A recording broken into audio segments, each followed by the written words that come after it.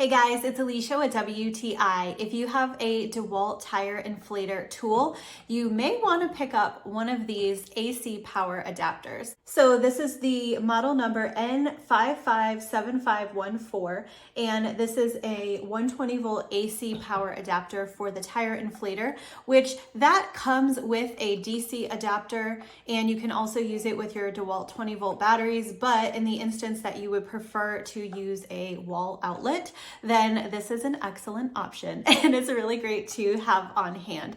So we really like that this is super easy to use. You can just simply plug it into the tire inflator, and then on the other end you plug it into the wall for your power source, and then you are good to use it. So if you are not stranded on the side of the road needing portable power, then this is a great way to do this. If you are using it at home, in the garage, maybe in your driveway with an extension cord. So this is just a great option to keep on hand as an accessory to the DeWalt tire inflator.